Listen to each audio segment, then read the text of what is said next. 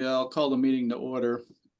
So right now we have for members present, Mark Betancourt, Peter Gauthier, Joe DeLucia, Mark Kulos, Stacy Gould, Christine DeStasio, Greg Balassi, Bill Hull, and the mayor is an ex officio, Peter Nystrom.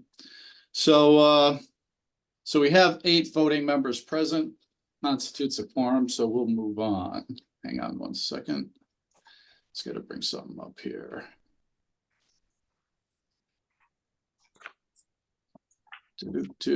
So you should you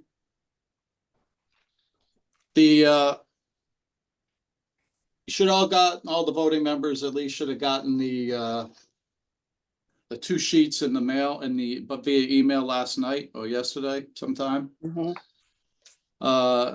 Regarding the work of the subcommittee earlier in the day. If we could incorporate that for the minutes as being received, if I could get a motion for that, please. So moved. By Peter Gauthier. Could I get a second? I'll second. Excuse me, Stacy Gould. All right, thank you. Second by Stacy. Again, all votes are going to be roll call votes. I think, like I said, we have everybody here that's going to be here. So Peter Gauthier? Yes. Is there any discussion? Excuse me, I should ask. I'm sorry. All right, Peter Gauthier? Yes. Myself, yes. I'm just going to go through the board here. Joe DeLucia? Yes. Mark Kulos? Yes. Christine DeStasio? Yes. Stacy Gould? Yes. Bill Hull? Yes. Greg Balassi? Get on mute, Greg. He said in the chat he was having mic In issues. trouble with his Oh, okay. microphone. All right, so He's a yes. He's a yes. Yeah, okay. I just turned it. Yeah. Okay, he's trying to reset. All right. Okay, that's unanimous 8-0. The sheet stand is received. All right. Regarding those, is there anything anyone wants to discuss in particular, any specific items?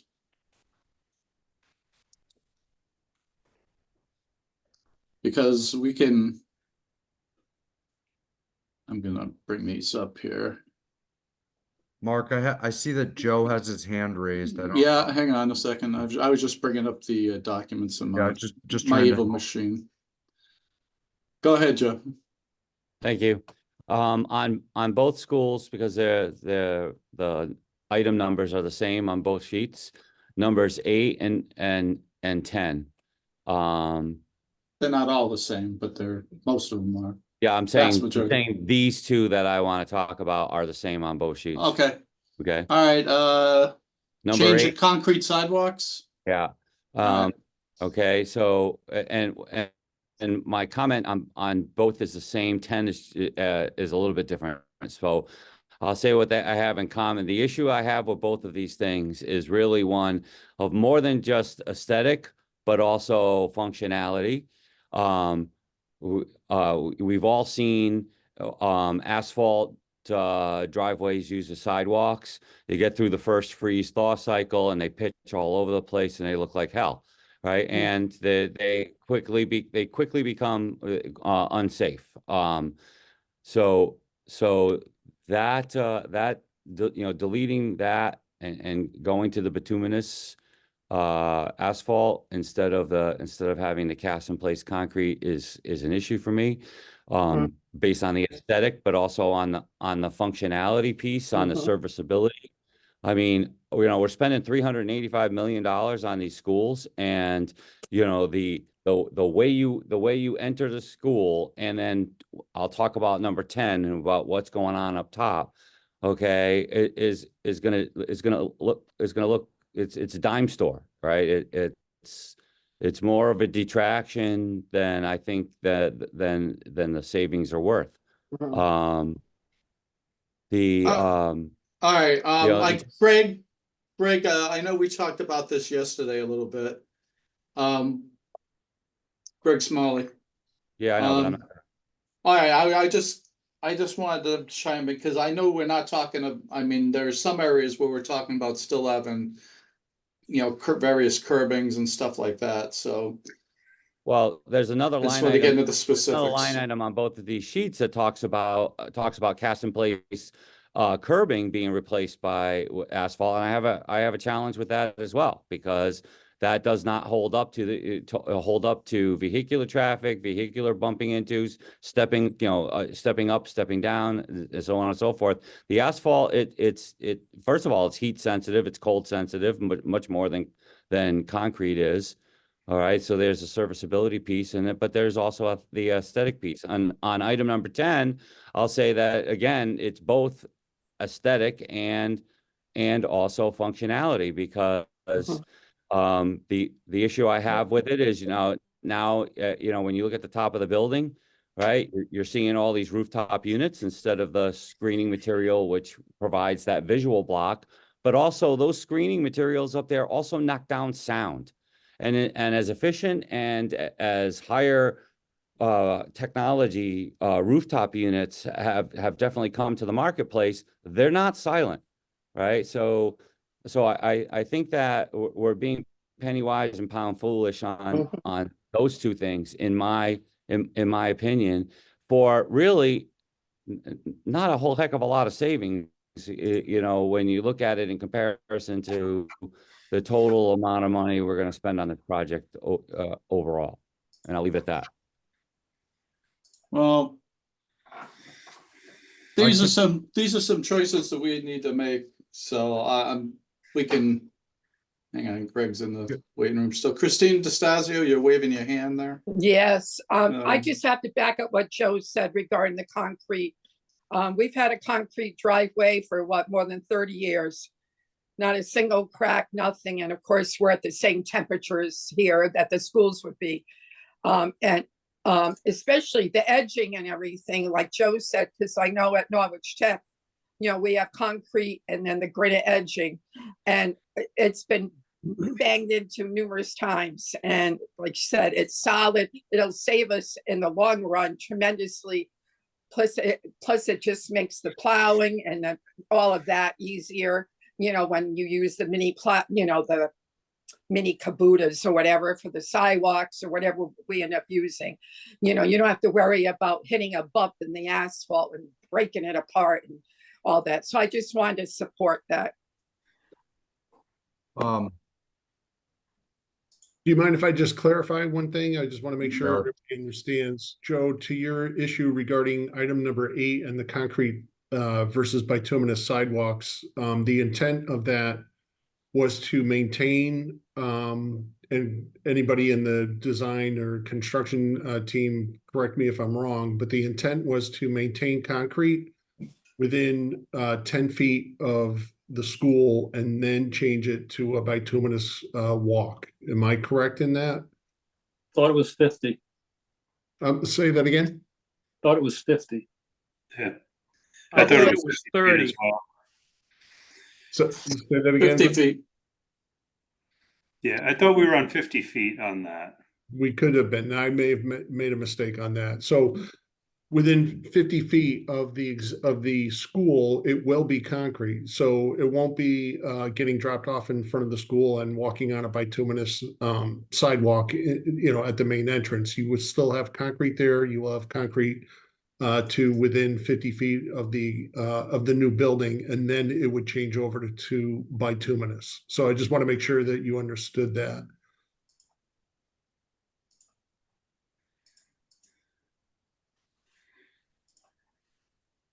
I mean, Okay. all right. So I mean, it's So, a little also, different. I'm still not in love with Yeah. it, but I appreciate the explanation, because I didn't understand what the 50% on there, because there's 50% in the note, and I was like, well, 50% right? So You're right. I saw that as I was looking at it, and that shouldn't have been 50%. It should have I think when we first looked at it, there was a footage away from the building. So I got that wrong. I thought it was 10, but if it's 50, that's what everybody agreed to, and that's what our savings is. But I agree with you. If we had bituminous up against the building, that would look awful, and I would not recommend that myself. Joe, to your other point about the bituminous or the asphalt curbing, when we discussed that item, with the construction team and then with the subcommittee, we looked at, we're also looking at providing precast curbing. So there's like you could do the asphalt curbing, then you could go to precast, then you could go to cast in place. So that was something we were looking at just because, I think the reality is that if we were to use asphalt curbing at all the parking lots, you wouldn't have islands after a couple of years. So, Exactly. that's definitely, a concern, but the main, I think the asphalt sidewalk reduction may have actually come from me just as a cost control measure. Just, if we're within 50 feet, the main walks will still be, the concrete, but we get some budget relief by going further out into asphalt. Okay. And then, I would defer to the design team regarding the sound on the screens on the roof. While they may add some relief from the sound on the roof, there's so many acoustic standards that are required for these buildings that, all the noise that any of the equipment makes gets analyzed. And the primary reason for these screen walls is purely or mostly aesthetic, I would imagine. Is that correct, Greg and Jim? I think you're seeing a combination of aesthetic and then sound attenuation off the site. Okay. Mike's right. You're within the building and up against the building exterior. There's a lot of sound, noise abatement, acoustical issues that we need to contend with. But we'll see the roof screens put in to buffer sound for neighbors. The equipment is getting quieter, but it still isn't that quiet. So aesthetics are a part, sounds a part, but they're expensive, and they also drive structure in a lot of times because they have a wind load that otherwise isn't imposed upon the roof structure. Well, and that's one of my concerns, because if we don't put them on in construction, then they're never going to get put on, because you'd have to go all the way down to the steel in the roof in order to install them as a retrofit. And so it's like, if you don't do them, if you don't do it on the front end, you're never going to do it. You're correct, Joe. You couldn't Yeah. afford to, right? Yeah.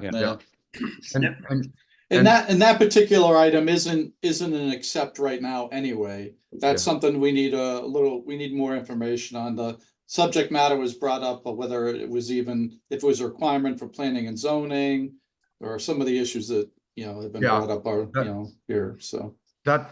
That's in our experience, that's usually the primary driver. If planning and zoning wants the screening for zoning issues, we would add them, but typically if they're not required for zoning implications, it's somewhat of an easier item to take. Yeah, and I get that, but both of these schools are going to be plopped right smack dab in the middle of residential neighborhoods. This is true.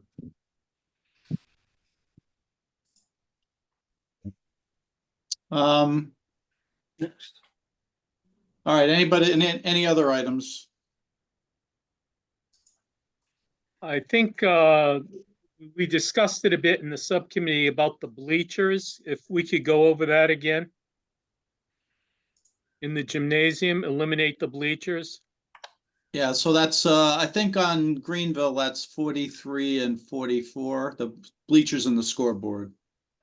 Yeah. So I believe because those rejects, right? Yeah, those are rejects. So the thought being that, down the road, no matter what happens, one of the goals of this whole project is to be able to make use of these schools as community, I don't want to say community center, is that the right word, but for use in the community, and the gyms in particular. So and certainly we'd want highest best use of those places would require the scoreboard, would require and require bleachers, of course. So that was the thinking of the subcommittee in general, I think. I don't know if there's if anyone wants to add anything. Christine DeStazio. I'm sorry, I didn't see this. So are you saying that it was decided not to have them? No, we're rejecting Okay, the it's to change. have them. Yeah, to have them. Yeah. Very good. Good decision. Very good. Yeah, because originally it was brought up that maybe some of that cost could be shifted to Yeah. the FF&E no, for budget, renting, but I don't right, think for so. renting and everything. Yeah, no, it's better to have them. Yeah, so it may be possible to do it a little different, a different way with the slightly different equipment. But I think the savings doing that would be negligible. So we were talking about maybe moving it to FF&E, but I'm not sure, what kind of savings that could bring. So, but for right. If we were to move it to FF&E and it was to go to FF&E, this is one of the items that, while it could go to FF&E, you're bringing in a third-party contractor to install something in a building that was built by others. So, in our experience, we try and limit those types of items as much as we can, just because it becomes a coordination headache, honestly. Especially when you get to that stage, I imagine. Well, the walls are built, any supports that you would need to add would have to be coordinated up front. So there's just, when there's particular types of FF&E, another prime example is, a kiln, right? So if we have a kiln for the art room, I don't think in my experience I've ever had one of those delivered correctly so that it matched the power that was on the drawings. And I'm not trying to fault the design or anything, because it's both sides of it. The suppliers, they come in multiple different voltages, and it's just to get it all coordinated by the same group. And Mike, they still have to be in a separate room, right? They still have to be in a separate room of their own, don't they? I would have to defer to the designers regarding that. Okay. There's Now, probably- that's generally driven by insurance more than it is by code. Yeah, that's what I mean. Because I Okay. know at Norwich Tech, it had to be in its separate space. Right, so that's completely separate. We put the kiln in the base bid for exactly the reasons Mike mentioned. It's just far more expedient to have it installed by the guys building the building. The bleachers, we go either way. They are essentially self-supporting. They install quite readily. So we've had success both buying them under FF&E and buying them under the contract. Under the contract is arguably easier to coordinate because you're not talking about the general trades contractor having to then accommodate an outside contractor, as Mike had said. During the construction, when you do it under FF&E, the building's essentially available to the furniture people. So in this case, I think you keep it to the forward part and you get your price early on and you know where you stand. You're not shedding this cost unless you say you don't want them. Yeah. But if you do want it, which we know we do, then you keep it here, because if you move it to furniture, you're buying that cost in furniture. May I ask, who proposed even having a kiln in the elementary schools? It's pretty much part of the curriculum. Yeah, it was in every elementary school you do. It is now? Oh, yeah. Christine. So Yeah, that Christine, we have them now in the schools already. In the elementary schools, though? Yes, yes. Wow, I'm very surprised at that. So Okay. Christine, this was all vetted as part of the program statement when we went through the different sections in the building with the former administration, and they had asked to have a kiln room added. Yeah, it's just project. that would be a nice cost savings to cut kilns, but if we already have them, then we really can't. Mm-hmm.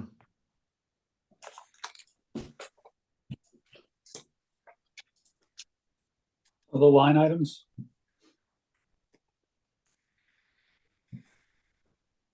What line item, Peter? I was gonna say, any other line items people want to Yeah, discuss? Yeah, go ahead. Yeah, sorry, I was muted myself. Dog came in. But anyone else? All right, so the only one of some dispute right now then, from what it sounds like, is the issues with the well, the sidewalk issue. Where are we at here? And then the that's not on the table right now. And then Mechanical screens. yeah, the mechanical screens. Greg, what are your thoughts on potentially doing the asphalt and the asphalt sidewalks and the asphalt curbing as an alternate? I like that approach, Mike. Okay. I Okay. think that's a very good way to know what the cost is and then be able to quantify it. Right, because we would have a real cost at that point. So if we left it on the list as a potential ad alternate, we would hold it on the list all the way to bid time. And then basically we would delineate on the drawings to the bidders, either an ad to upgrade them to concrete or a deduct to change them from concrete to asphalt. And that would allow us to keep them in there for, basically to the end. And then the committee would be able to see the actual real cost value from a bidding contractor. Jeff, what's your recommendation? Do we show bituminous and then do an ad alternate for concrete? Yeah, it's always better to have an ad alternate. It is. So Yeah. that's probably what we would recommend ultimately, yes. So I guess from the committee's perspective is we would move forward right now with asphalt and have an ad alternate for adding concrete back should the bids come in favorable. And Joe, again, I just want to make sure that you understood that again, that this concrete goes 50 feet beyond the building and then changes over to an asphalt sidewalk. And I'm happy with both of those answers, again, that, to have that 50-foot radius from, whatever, it's 50 foot from the closest corner of the building or 50-foot Yeah. radius from the main entrance, however you guys want to figure it out. I'm fine with that. And then also to have as the ad alternate so that we can consider it down the road, that's perfectly fine by me. Right, thank you. And then the screen wall discussion, I think that one might be a little bit more difficult, right? Because it would include, well, I don't know. I'll leave this to Jeff and Greg because I don't. I've never seen that work as an alternate. How about you, Okay. Jeff? It's too involved. Yeah, it is, exactly. Yeah, you would think that it's the structural engineer, everything from the structural engineering would have to be part of the alternate, ad alternate, right? So. Right. But we do have another opportunity. We're only at schematic design at this point. We still have to continue moving forward. So, and also with that said, we're continuing to move forward with P&Z approvals. So we'll have a better idea of what our options are, if any, after P&Z, and also have a better idea of another bite at the apple, so to speak, when we have the design development estimate completed. And we can look at it at that point and make a decision at that point. Does that sound fair? That's a good point. Yeah. Now, the pads for the dumpsters, are those in concrete or those are in asphalt?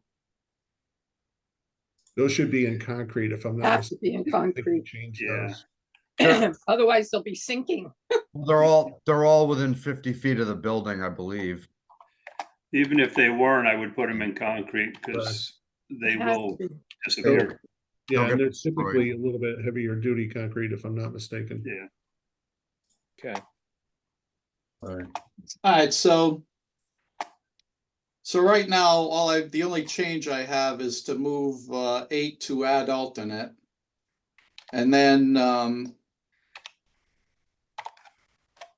we still need more on, regardless on this, we need more information about the screen anyway. So where's that now? What's the consensus there? What are we Probably gonna do with that on the screen I issue? think we're gonna keep it in for now.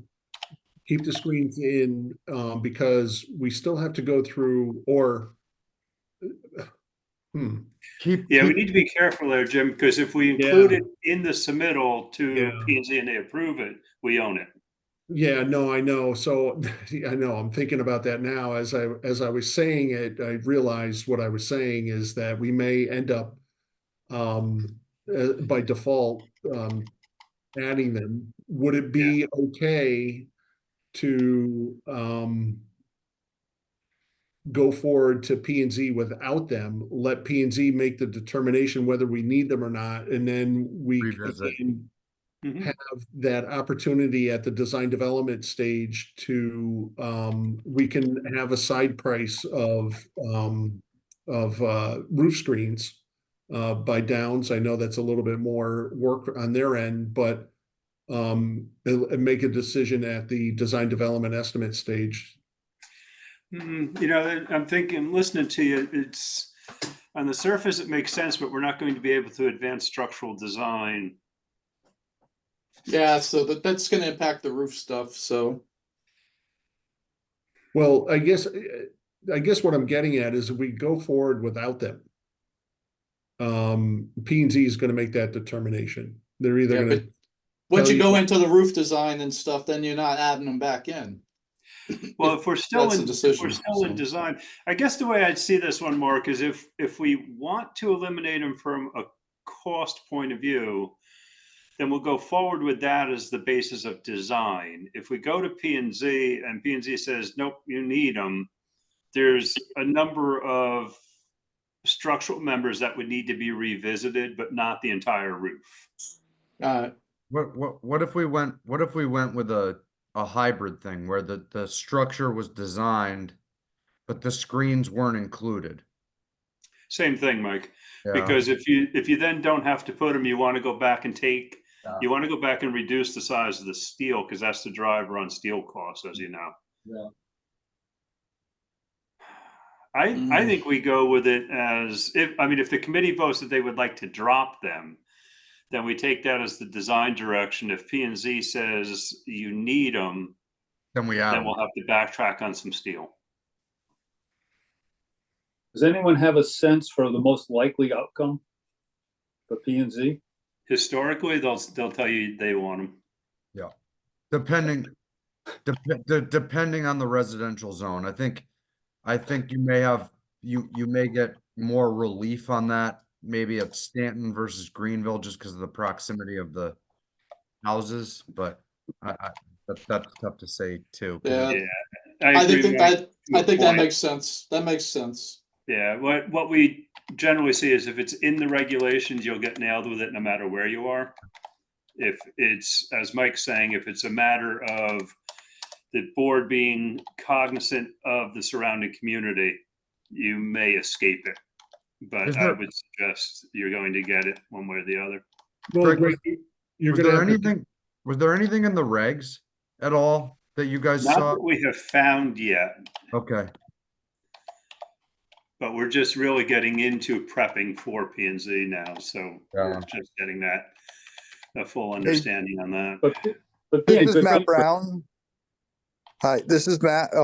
Kelly, which I know is not close to many houses, has no screens on the roof for the HVAC systems. Mhm. So I think if, Greenville being, I know it's close to some people on Golden Street, but, and Stanton is a little farther away, they're away from residential. But I know Kelly has nothing on the roof for the HVAC system. Okay. So it'd really be down to whether or not the codes have changed or the board membership has changed since Kelly went through. Yeah, but Kelly is seriously away from any. Yeah. Yeah. Yeah, there's no residential houses within several hundred yards. Yes. So. And visually, you could hide them a little by moving them or massing them towards the middle of the roof, but then you're putting more stresses in that area of the roof, which is going to require thicker steel anyways. Yeah, that's only on your large spans, Mark. The most of the main building is set up where the corridors are cutting down your spans. And we try to get all of the rooftop equipment over the corridor so we're not translating sound and vibration into classrooms. Yeah. So I think that our best approach is to take it as if we're eliminating them. Design the steel that way. And if P&Z comes back and rules that we need them, there's probably 6 structural members that would need to be revisited for wind load and increased load. So it'll be a little bit of work, but it'll be less work to take than taking it all out.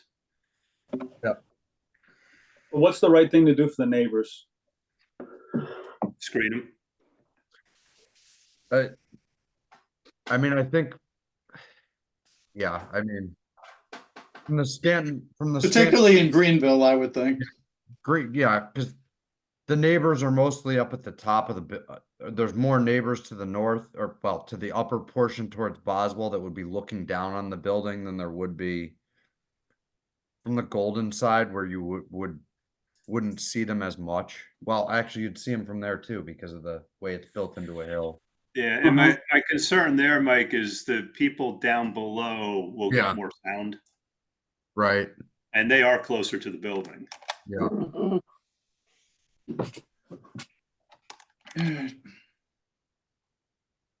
This is a lot of these are kind of tough. So Plus, you have the incline of that hill, which would act as an echo chamber. Any sound would bounce off of it and go down the hill. all right, how about we reject on Greenville and accept on Stanton?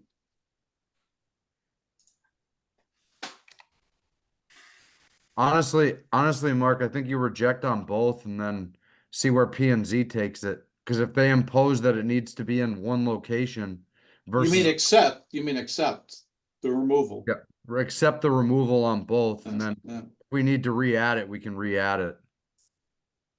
At least that way we'll get a firm judgment from P&Z as to whether or not we need it, and then the further discussion would purely be about noise Mhm. and aesthetics. All right. If that's all right with Joe, I mean, I just think Yeah, voting members, anyone want to chime in here on that? I'm sorry, what was that, Mark? About, they want to move, the mechanical screens to, Oh, no, I know, we're still on that, yes. Yeah, No, so I go along with what Mike Fienza said. Remove them both and keep it open, right? yeah, so we'll move them to accept right now. And accept the change, and then if we need to, we'll add them back in. It'll be easier to add them back in than to take them out after the fact. Yeah, I think, Jeff, can you make sure you update the comments in there? Yeah, note of reflect that. I just want to make sure we have it Yeah, memorialized. do you have the Yeah. master document, Jeff? Yeah, I'm updating it on the side here with some notes. Okay. All Chip right, isn't good. available, so he'll make sure it gets issued early next week at the latest. All right, so what I need though, I'm gonna need it for the minutes and stuff, so that's all. Cause I I'll have to load this into my work computer to use Adobe on it or something. I mean, I can send you PDFs if that's what you want. Yeah, I need something for the minutes. I got the stuff that Chip sent out with it yesterday, but I'm talking about the changes we're making tonight. So, All right, can I go on to another line item? sure. This is under Stanton. no. I'm sure it's on both of them though. If it's number in 6 yellow, it's on both. Pardon? If it's in yellow, it's on both. Yeah, it is. Utilizing mulch in lieu of the rubberized play surface. Yes. We had a lot of discussion about this. Yeah, I'm sure you did. I yesterday. just want to give my experience with the mulch. When we opened the charter school, I was involved in a lot of projects over there. And I don't know if everybody's aware of that. I believe the state minimum was 6 inches of mulch that was supposed to be underneath all the all of it. And that was never maintained because, the settling, how mulch settles and, gets wet underneath, it rots out. And because, and we did have kids falling and, spraining elbows, whatever. So I know it's a big cost savings, but when you're supposed to be, plus the maintenance time to do it, the staff to keep staying on top of it, because otherwise you're opening yourself to lawsuits if a child gets hurt and it hasn't been kept up to the height it's supposed to be at. So, I mean, I know there's give and takes, but if the mulch isn't fluffy and 6 inches, the chances of getting hurt on that when it's all flat and hard and the rubberized surface is probably pretty comparable. If that was one of the complaints about having the rubberized was that it increases injury. I think like yesterday in our discussion, we recognize that it certainly would be preferable to have the rubberized surface, but realistically, we're talking about, a considerable amount of cost savings here, so. But that's really even that's with what replacing the mulch and the that's manpower. 400, yeah, that's 400. We're talking about the building project now. Now, Yeah. if it was something really, I mean, there's some compromises we're gonna have to make here. Oh, I know, but I just keep So, thinking of the cost. I'm not, and so am I. manpower. I'm thinking about the cost of the project and minimizing that. That's my main priority here. So that 421,000 is too much to walk away from. Unless there's a real strong reason to do it. Okay, remember that when the school gets I sued know, because the I kid know. got hurt, all right? You Yeah. can write the check. I'd like Matt Brown's, If I'm treasurer, I guess I'll have to, but I won't be Yeah, treasurer. there you go. I like Matt Brown's input as to issues Yeah, with what did he maintenance, say? mulch Oh, versus I have no rubberized. doubt. I have no doubt. Matt, he's on, right? Yeah, he's there. Are we Matt, talking hi, about Matt. port in place? Or are Yes, we talking about, okay, port in place? yes. I mean, I would love that just for my staff. It's a lot easier to maintain. And wood chips it's a natural fiber wood chip that we have to have. It's actually 9 inches, I believe, for 10 feet. Yeah, I thought it was a lot more. Yeah. So, and they compress pretty quickly. I mean, there's stuff we can do. It does cost us a lot of money in our budget.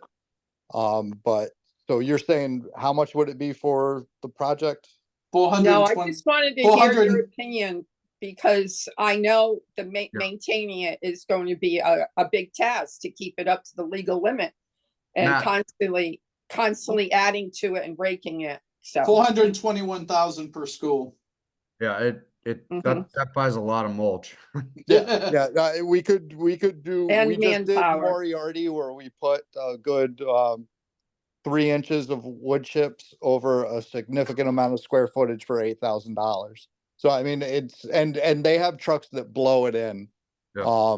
So we don't have to just bring a triaxle in and then have people spread it with rakes and pitchforks. So yeah, I mean, I would like port in place because right now, I mean, we are, really low on custodians and maintainers in the district. Yeah. But I mean, for the cost savings, yeah, I mean, it would be the wood chips. And if you see, is there a way to do a combination of both? Yeah, we've done that. Because if you could have it in the fall areas, like around the slides and any area of height, and then jungle have, gym. Yeah. yeah, and then have the wood chips of, more around the entire area, that would be great. But I mean, we could definitely, live with it. It just would be like, it would be a maintenance issue and, a bit of cost to the BOE. So your difference there is that you typically, when you're combining them, you'll put the rubber in the high wear areas. So at the base of the slides, under the swings, and those types of things. Yep. And then what's done as an alternative is you do the mulch, the wood chips, and you do various size 2 to 3 inch thick rubber pads. And those go under the swings and at the end of the slides and all the high wear areas. Yep. And that keeps the activity that moves the chips around is then contained by those slides. Yep. And that's the best alternative for using chips is to just buy it with the mats. Yep.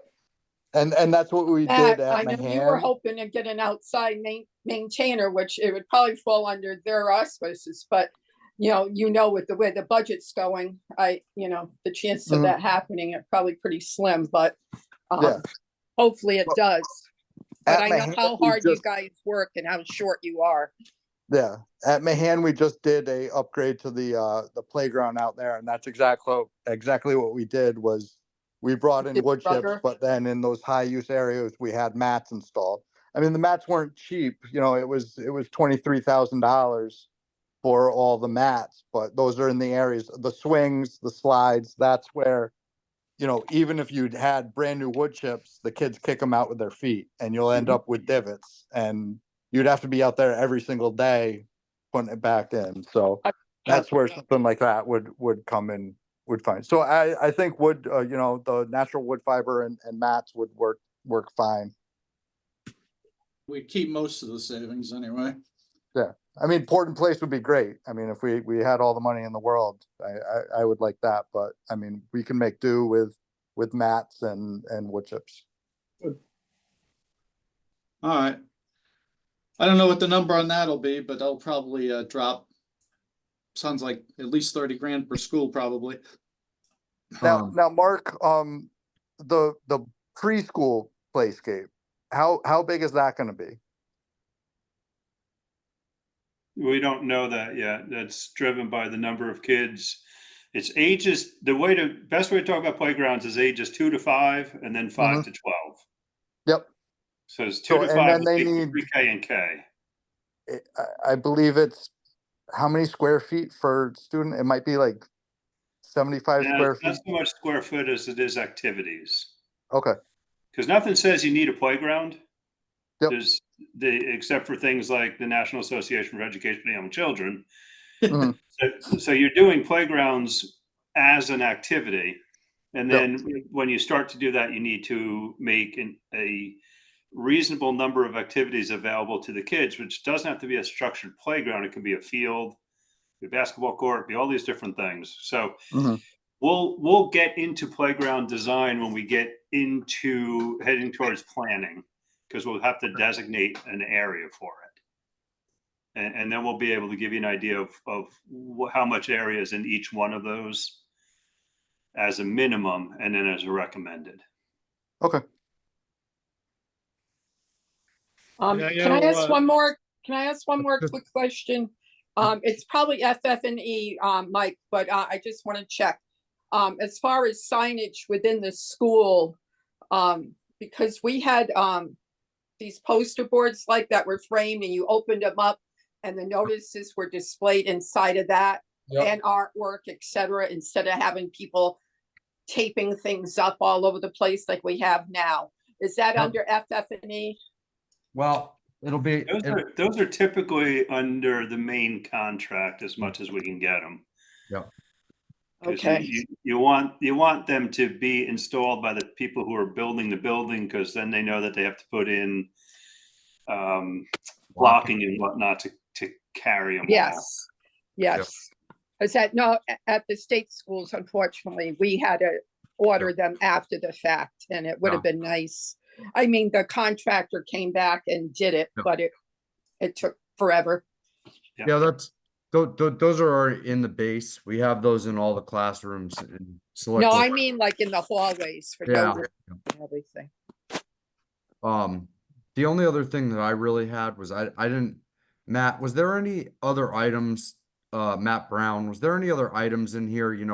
I know you weren't on the subcommittee meeting. I just wanted to make sure that there wasn't any items that had raised your attention that you may want to discuss from a facilities standpoint.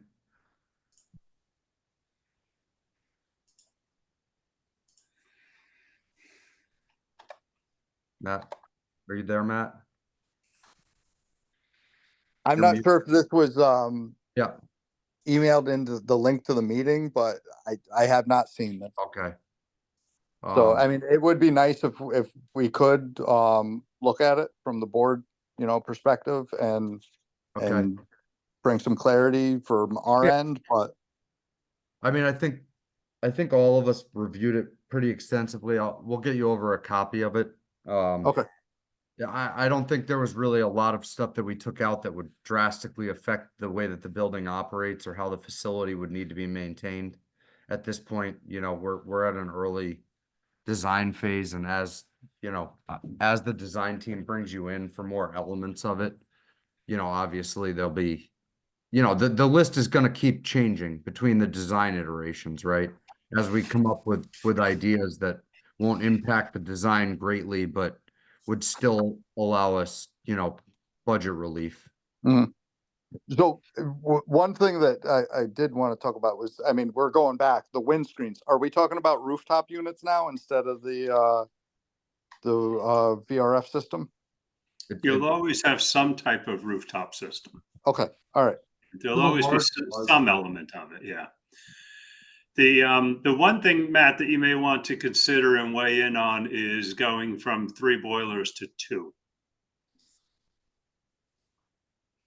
Because that's a suggestion that's typically made and just has a lot to do with longevity of the units. Not that you'll see a real lot of difference, but it is some of our facilities management people weigh in on when we put that on the table. Well, I mean, we are looking at, you know, boilers don't last like they used to.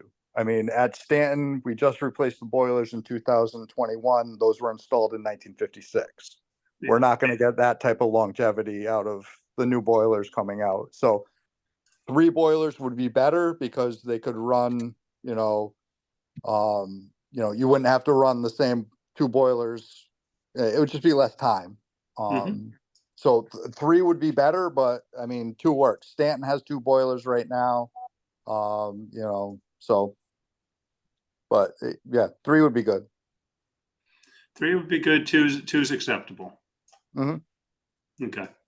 I mean, if it has to, you know, it's just the hours, you know, any piece of machinery that you have, the less hours that go on it, the longer it will last. Greg, so just one question about that. So if it was necessary, the place will run on the 1, at least for a little while. Yeah. It'll in any of the designs that the building, as long as you have 1 boiler running, the building will do fine.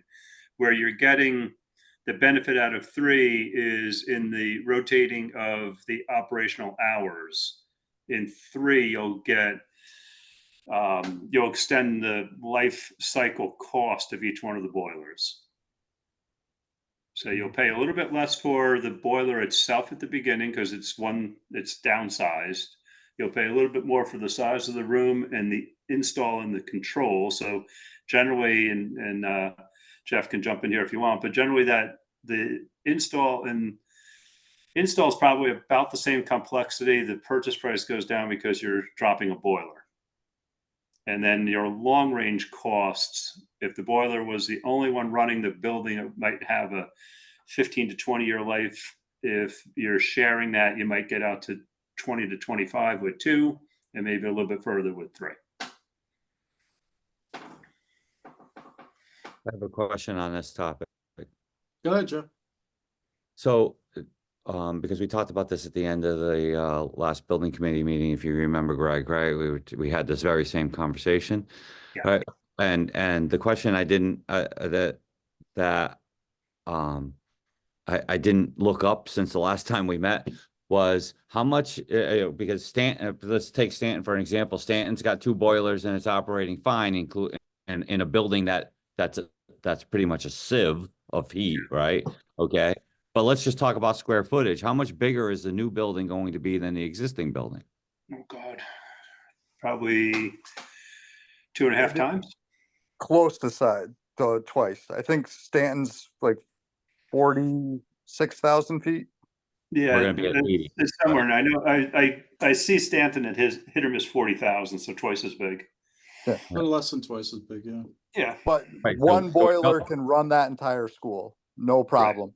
Teachers, we just put in 4 new boilers in there, and really 1 boiler can actually run that school unless you get super, super cold.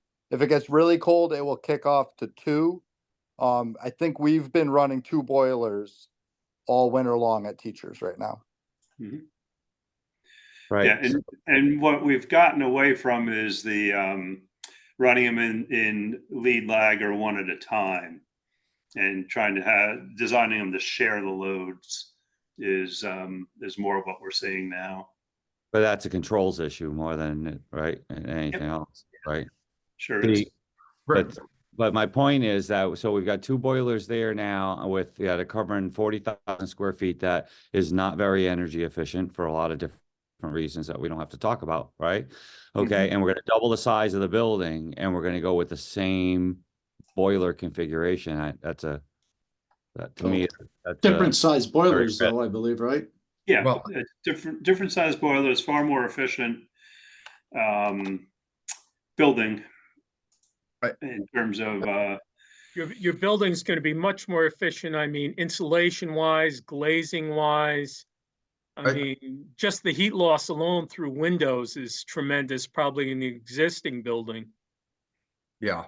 I mean, I think, and Greg, correct me if I'm wrong, you know, the VRF system is going to do cooling and heating, correct? correct. So the boilers are more or less acting as perimeter heating for the cafeteria, the other large spaces that are going to have the big air handling units. The redundancy it's not like the building that we have at Stanton now, right? So Right. those boilers are if those boilers break, you have no heat, right? Yes, yes. With the configuration that we have now, you're going to still get heat through the VRF system with supplemental heat coming at the perimeter and at the large format spaces like the gym, cafeteria, potentially the library, other square foot spaces that are much larger than classrooms. So while it'll still be used in those areas, it's not like if the boilers go down that you're gonna have no heat everywhere. So, Mike, are we doing boilers, VRF, and rooftop units? Yes, I believe so. Okay. Greg, is that right? Yes. All right, so that's kind of like what we have at Kelly right now. Is it gonna be a 4-pipe system or a 2-pipe system for the boiler? Are we doing a chiller as well? You're doing a chiller as well, but at this point, we are on a 2-pipe system. Otherwise, you would have seen that as a Yeah. suggestion for cost savings. It's a ton of money, but I would suggest going with a 4-pipe system. We do a 2-pipe system at Kelly and it does not work efficiently. Yeah, it You is know, tough. They're putting every time, so where's the chiller gonna be located in the school? Is it gonna be on the roof? Usually those are ground mounted, Matt. I'd have to get you an answer on that one though. Well, would it be indoors or outdoors? Outdoors, most probably. Okay, so the barrel would have to be winterized every year, correct? Yeah. So then glycol would be getting in the system. I know there's different types of glycol that won't mess with the boiler, but we've had problems with that at Kelly. Yeah, I think at this point, we're probably better off saying that as we continue to develop through DD, Yeah. this is going to come around again, without a doubt. Okay. So maybe the need more information category. Yeah, we're This too isn't- early still. This isn't gonna impact your design that drastically, right, Greg? It's just, No, what I want to do with the MEP guys is get a full description from them yeah, so that we're all talking from the same sheet of paper. right, okay. So I think if we just throw that into the more information needed category and then we let it just ride through design development, we'll be in better shape to make a decision at the next estimate iteration. What number is that? I'm trying to think here. It's different on both sheets, I believe. 27 on Greenville.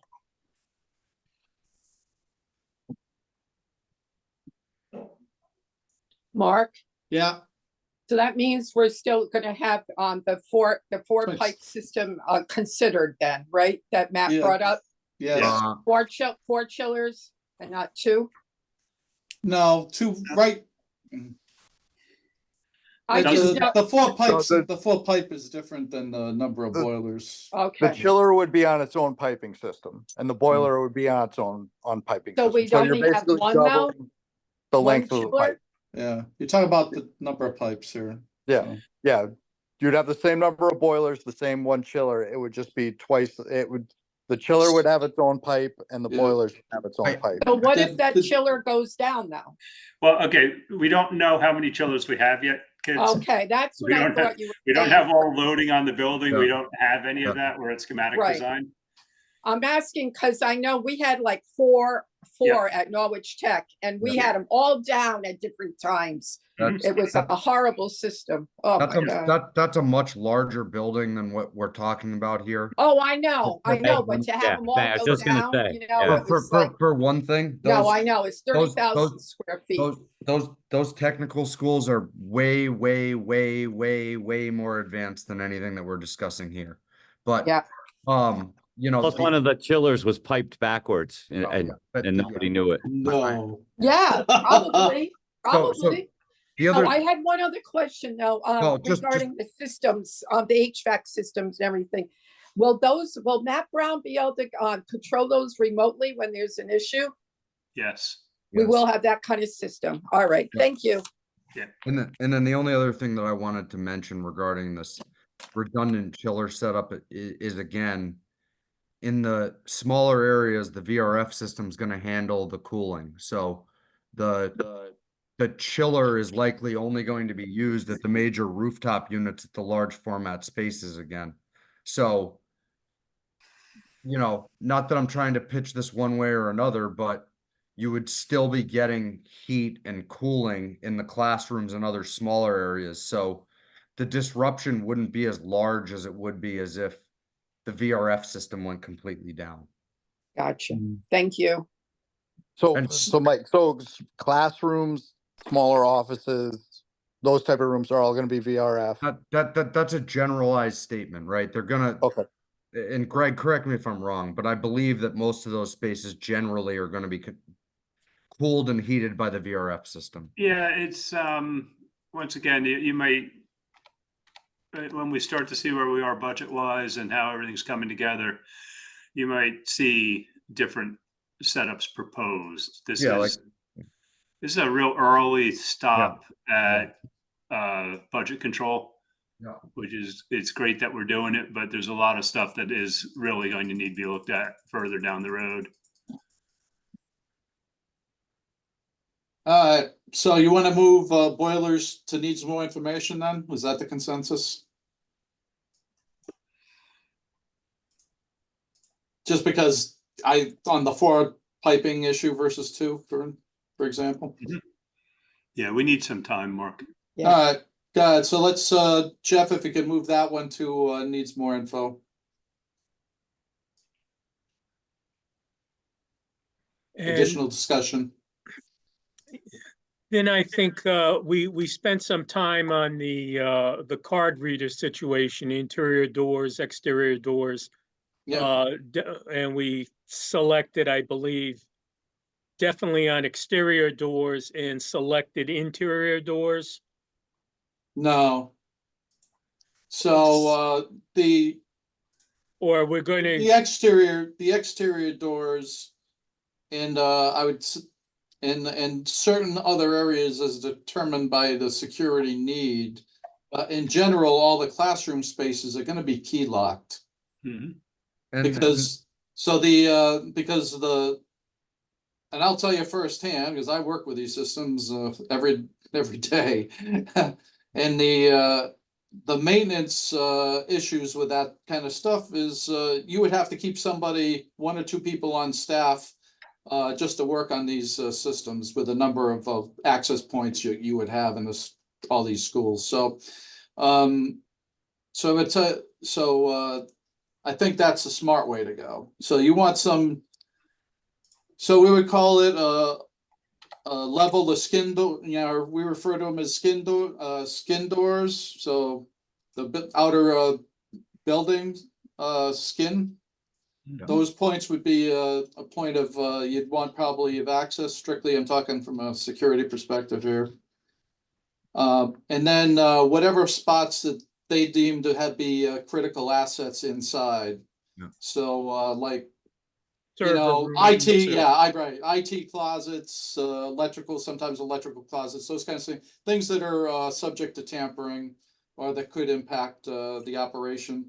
And those obviously, it makes it easy. You don't have to worry about finding a key. You just gotta have somebody there that's got access on their badge, and you're good. So, and those you could give you could make like the principal and vice principal, except that teachers, we couldn't do that. I see you sitting there, Greg. I just want to make sure you're paying attention. I'm a nice You- guy, you know, it's, No, this is what you no, say. except, yeah, no, I know. No, seriously, but seriously, you would give the administration access to those spaces, that kind of thing, in case nobody. Mhm. Yeah. How about, Except for Greg Balassi. Except. That's Mark, not how for the about minutes, folks. UCFS, did they ask to have a room for meds? They have one in their space, yes. And that'll be It's key not- card? It's not a dedicated room, Christine, so they have double lockable medical cabinets that they need. Gotcha. The narcotics Alrighty. and then the standard Yep. medication is. And is- also, usually, a lot of times, special ed usually has to have an area with, the steel file cabinets, etc. Yeah. I don't know how our confidential files are kept, actually. That'll all be But- done. That'll all be done through FF&E when we spec. what these, Okay, they'll- that's what I'm wondering. they'll Can have- I also, I'm sorry, Mike, but did they talk about numbering all of the exterior doors? Yeah. So God forbid we have an That's- emergency and That's in that's included within all the right, very good. state security you. infrastructure. I have my capital list here. I'm guidelines. checking it Yeah. off. Yeah, And then that- emergency access for fire personnel is, there's Knox usually an boxes. outside locker. Oh, And yeah, outside- but no, this is so like if the intruder is in a certain area, you can tell the police, this is the Yeah. door, and you give the police a map, exactly. with all the doors marked. That's Yeah. what this is. That's something that we'll be considering as we move forward. And the Knox boxes will be included more than Yeah, likely. out front, yeah. At multiple locations. You may have 2 of them at Stanton and 3 at Greenville because of the 3 tiers, they'll be. Oh, yeah, have one at each level. That And makes it'll have a fob in it as well as a master key to the building so that when fire or police need to get there, they have the Knox box. They have it, yeah. open and Yeah, up. Very good. usually you would put like emergency badges in those too, so that they could get access to some of these areas inside, just in the off hours. So the access, anything that has access control on it. So, Yeah, there's Yeah, that's a a good lot idea. of steps that will yeah, be going through with the that's normal. state requirements for getting sign off by the local police and emergency response teams is what drives all of what we were just talking about there. Mhm. And just to put everyone's mind at ease, on Monday, we have the security and technology meeting that I was referencing. Maybe not everyone heard, so we'll get Mhm. a lot more feedback regarding the security and the technology in the building at that meeting. Okay. And All if- right. And if Mark's there, the security will be top notch. Yeah, And we did come to some sort of resolution on the sunscreens, or that was for additional discussion? would we, I don't remember how that one ended. Well, part of it was we were talking about the energy mechanical. models that the state requires, On the, the high performance building guidelines. You may need those in order to keep To heat to gain achieve down in the south-facing, scoring, right? Yeah. I think we have those in needs more time. Yeah, I think that's where we left it. Because I remember the discussion about the high performance building standards Yeah. and what we would need to get there. Yeah. And then we came to a resolution on the classroom windows to have at least one opening window? No, I believe we decided no opening windows. No opening windows, yeah. And how does Matt feel on that? I'm fine with it because it's just less places for people to get into the building. Less things to break. Yeah, Yep. and if you add an operable window, there's a lot of controls that need to be added to, you know, potentially turn the air conditioning system off if you're bringing. Because we'll have really warm days where people Yeah. will open the windows and then you get all the humidity coming into the building Yeah. and it can swing an It entire throws it area. all off, yeah. Yep. Will there be I'm sorry, are there any windows in the classroom doors? At this point, I believe there's door lights, right, Greg? Yeah. There are door lights? There typically are. So we'll need the security shades for all of those. You might find that your security response team does not want them anymore. That's a pretty antiquated approach to security because that means someone has to go to the door when there might be someone there trying to hurt you. Yeah. Yeah, we've talked about that, but they waited all, when we did it, it was all weighed out and it was highly recommended. So, but I know what you're saying because we considered that. It's evolved quite a bit, even just in the last 3 or 4 years. To teachers need to take care of the kids, not take care of the classroom when something happens. And the classroom has to be able to work on its own. Any space in the building has to work on its own without someone doing something to it. So you see a lot more one button lockdowns that lock all the exterior doors or disarm the key fobs. And you're seeing classroom function hardware that's always locked from the outside. Yeah. And so that was my when, question. When we first started in this, and if it helps everybody any comfort level, I was the one that did the architectural piece of the statewide symposium after Sandy Hook.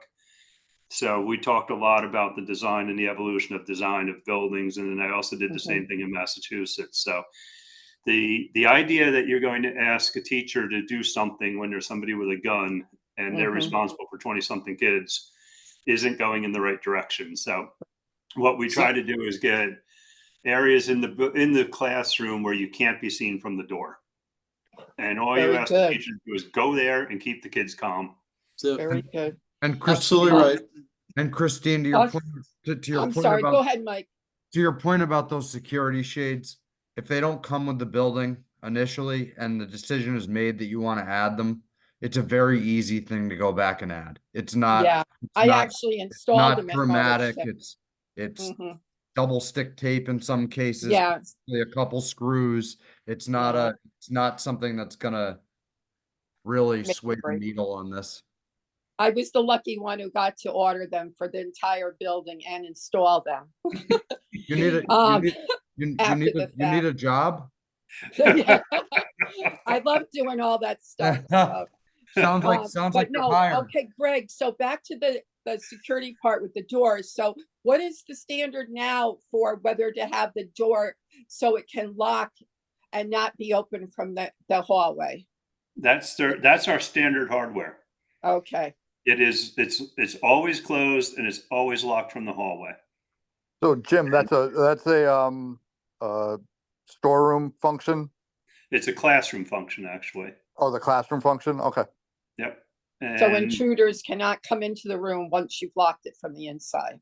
No, it's going to be locked anyway. No, it's going to be locked.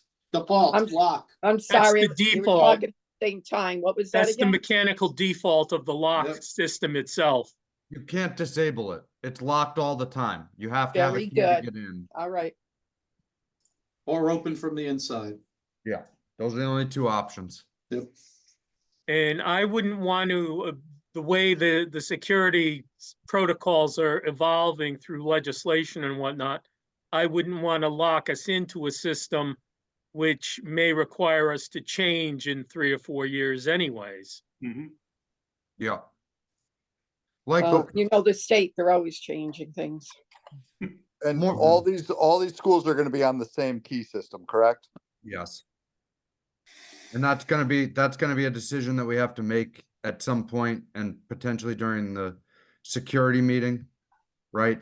There's a lot of different Yeah. keyways that come in lock sets. As long as we use a standardized keyway. Grandmaster, yeah. No, Well, there'll be a ton of that discussion way down the Oh, road. I know, Far, down the far road. too Yeah, it's getting, preliminary to even yeah, talk we're about. getting a little off track. Yeah.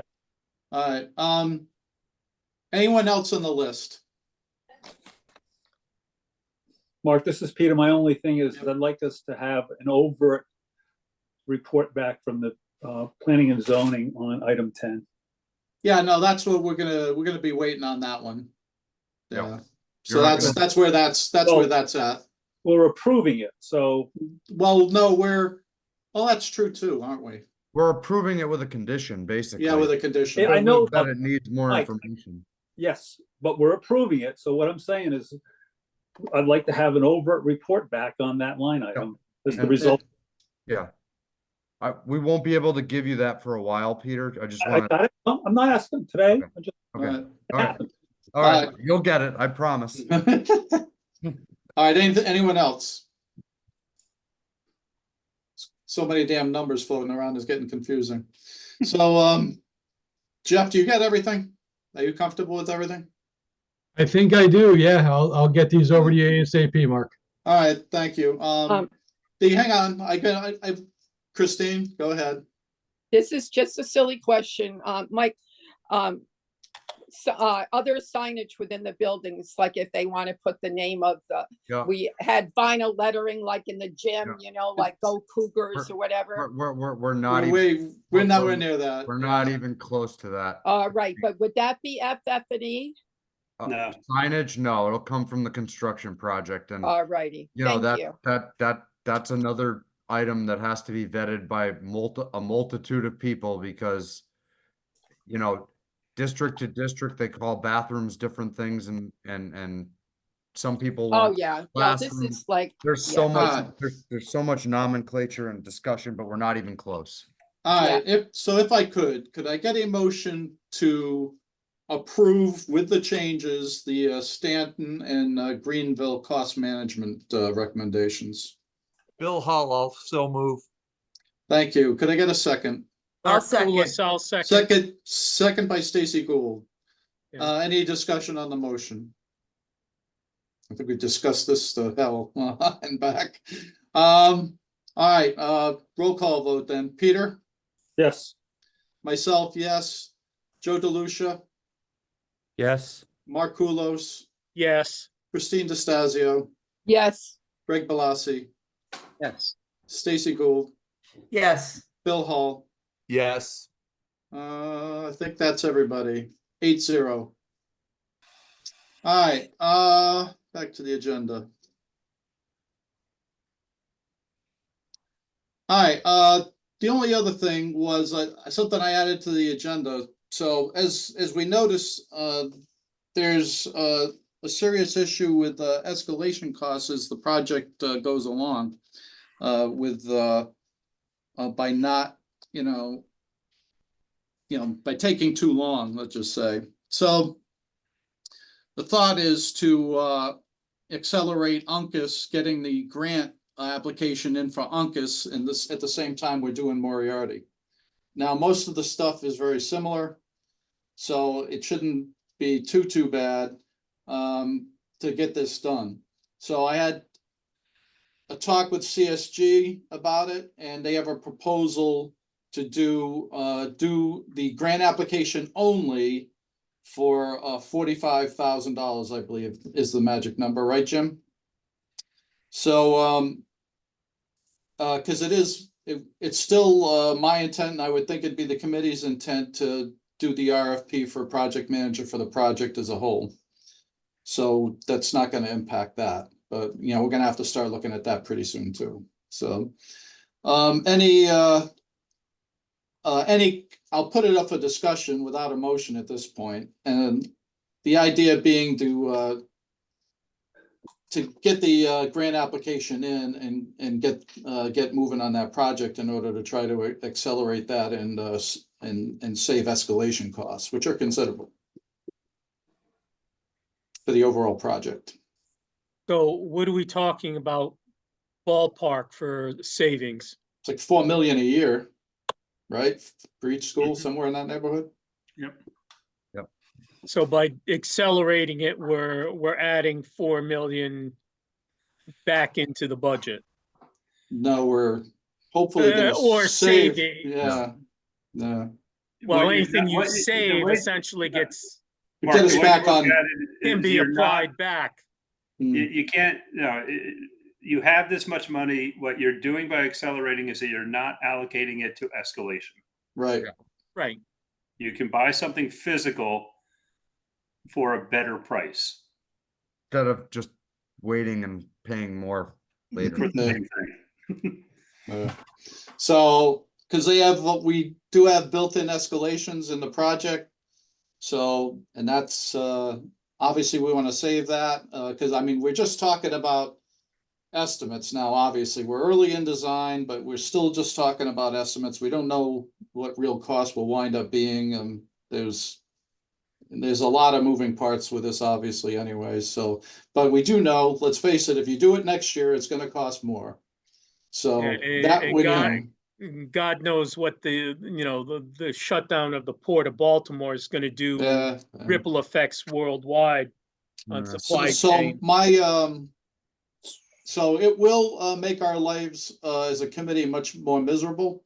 But I think it's probably at this point,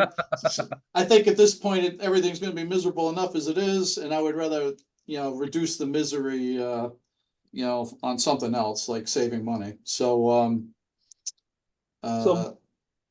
I would be looking, I think, for a motion to authorize CSG to do the grant application for UNCUS at a cost of $45,000.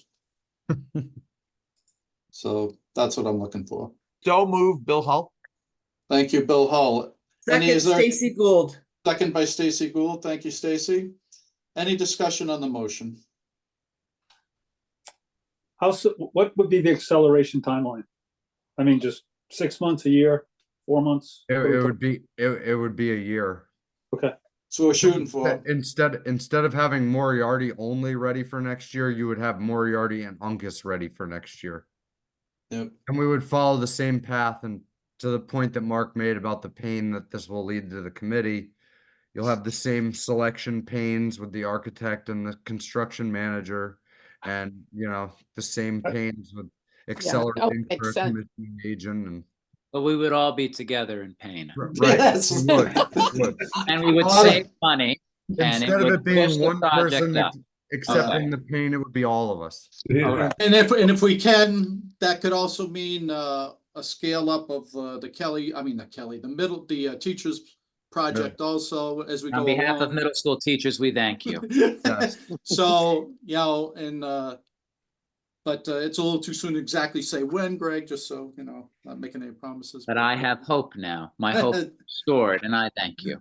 You're welcome. Well, in reality, Greg, it's just our pain would continue. All the other people, I mean, they'd be looking for a new job anyways, so. That's it. All right, any other discussion on the motion? We're all getting a little punchy here, I think. There you go. Hearing none. Peter Yes. Gauthier. Myself, yes. Joe DeLucia, Yes. Mark Kulos, Yes. Christine DeStazio, Yes. Greg Balassi, Yes. Stacy Gould, Yes. Bill Hall. Yes. Did I miss anyone? Seeing none, I think that's 8-0. And that does it. So that'll be authorized. We'll have to draft a letter or something, Mike, on this one for Josh. And Mark, can we get All a right. report back on what we voted for tonight? Yeah, as no, when far Jeff, as, what the actual when Jeff dollar figure gets is in those, savings? yeah, when Jeff he'll get the spreadsheets to me sooner rather than later, I guess. In Like your tomorrow. inbox. Yeah, okay. And then, that was fast. all right, well, It is. he was doing it as he went along, so I'm not that surprised. Hey, All right, Mark, so- Mark, this is Bob Castronova. Go ahead, Bob. because this isn't in the current contract, and to keep everything, straight and for, the state and everything, I really think we need to do a contract amendment for CSG to do this. I was kind of So- wondering about that, Bob. I was thinking, would it be a change order or? No, I think No? you need to have a contract amendment Okay, that says they're gonna be doing this for, this extra work, not just a change order. all right. Do you want to Because they're handle? under contract, Right. contract for 3 schools, not 4. Right. Do you want to handle that? Yep, no problem. Okay, thank you, Bob. Good. That was easy. Yeah, I love it. Love easy. All right, that's all we got on the agenda. And since this is a special meeting, we can't consider any other business. So a motion to adjourn would be in order. Motion to I- adjourn. Stacy Gould.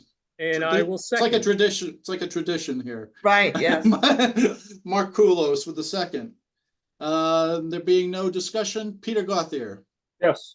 myself, yes. Joe DeLucia, Yes. Mark Kulos, Yes. Christine DeStazio, Yes. Greg Balassi, Yes. Stacy Gould, Yes. Bill Hull. Yes. I think that's everybody, right? 8-0. We stand adjourned at 7:54 PM.